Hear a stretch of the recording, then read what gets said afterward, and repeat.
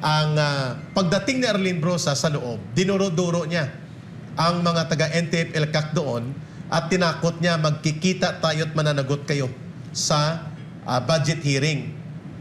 May-ari ka ng gobyerno, Arlene Brosas, may-ari ka ng Kongreso, at sino ka? Ina ka ba? Pamilya ka ba nitong dalawa? Hindi eh. Nandun ka para mag-rescue sapagkat gusto mo silang dalhin na maging NPA. Imbis na sila'y dalhin mo sa kapayapaan at sa maayos na buhay bilang ikaw ay nakaupo sa loob ng gobyerno, ikaw ay nagkaroon ng pagkakataon doon na mag-show up at takutin pa ang taga National Task Force to End Local Communist Armed Conflict. Anong uri ka ng pagkatao meron?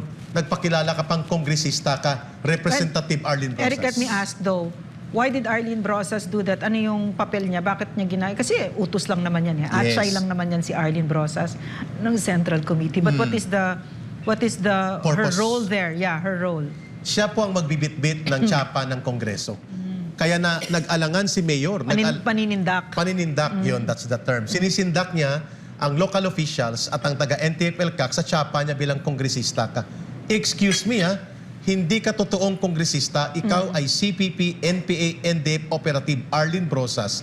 At kaya ka nandun sa tanong ni Ma'am Lorraine sa akin ngayon, sapagkat yon ang misyon mo, gamitin mo ang opisina ng gobyerno, ang tsapa at otoridad bilang kongresista para igulpi-digulat mo ang mga local officials, ang police, ang military at ang ating NTF-ELCAC in favor sa totoong agenda mo na ipagtanggol ang CPP, NPA, NDF na siyang may-ari doon sa diskarte ng inyong operasyon at kaya nandoon ka. Pangalawa, si Zarate ay ginulat niya bilang abogado ng mga CPP ang mga nandoon na i-release itong dalawa.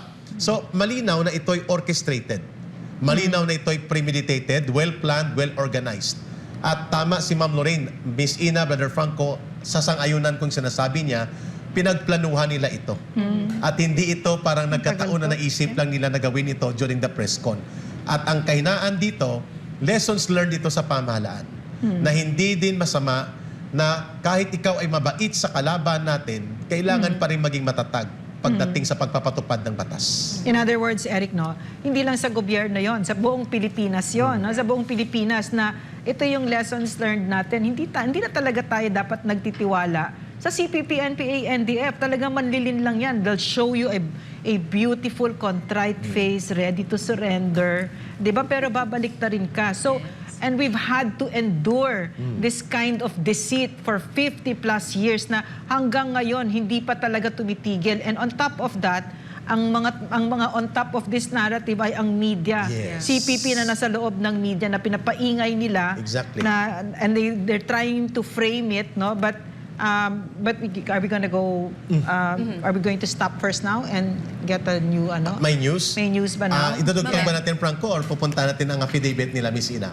After na lang siguro to. Pero susugan na natin itong Sige. preliminaries natin. Doc Lorraine Preliminary mo na, ma'am. Okay. Eric and Alright. Franco, no, if there's one thing good about this, Plenty is- of good things. Go. isa talaga is yung pinadali nila yung trabaho natin lalo. Oo. Diba? So congratulations, no? Visual aid. Kasi noong una saya-saya nila, pero nakita natin, yung sa social media, nakita yung comments, Yeah. yung ating mga kababayan, sino pa bang niloloko nyo? Sukal-suka Nagdrama-drama na. pa kayo. Oo. Lalo nyo lang pinakita kung sino tong sila Arlene Brosas, Yes. diba? Ito, mas pinapadali yung trabaho natin. At mamaya, no, bibigyan natin ng detalye itong mga kababayan, yung mismong pinirmahan o sinumpanin ng salaysay na itong dalawang nagpapanggap na aktivista na sila talaga yung mga miyembro ng CPP, NPA, NDF, no, mga komunistang teroristang grupo po yan. At dito, mas mababalatan sila. So again, Yeah. congratulations sa inyo. Congratulations. There's just 2 points, no? Go ahead, ma'am. Dito Lindsay ninyo Franco. makikita kung bakit kumakapit sila dyan sa red tagging na yan. Yes. Kasi otherwise, we could not have said, kung hindi ninyo kilala, kung nakamaskara pa rin sila at walang Oo, sino nagsabi mga sa yan? inyo na si Chubby, si Arlene Brosas ay operatiba ng CPP, si Kaloy Zarate, Yes. si Sunny Africa. Africa. Kung hindi ninyo, Anak Bayan, LFS, kung hindi ninyo alam yan, di ba? So, nakatago yan. And another point, ganito yung pag meron pang urban operative Yes, sa Kongreso. sa loob ng Kongreso, bit-bit Nagagamit. niya yung bigat ng Kongreso at itong kawalang hiyaan, no, ng mga CPP na ito, ginagamit ang Ayan, no? gobyerno para sirain ang gobyerno. Oh my, si Zarate. Si Zarate, pa-lecture-lecture siya dyan, no? Yeah. Oo. At yan, sinasabihan niya ito ang ating mga local officials at ang PNP dyan na i-release sa kanila. At iginigiit niya na illegal ang pagkakahuli o ang pag-handle bilang surrenderer itong mga taong ito.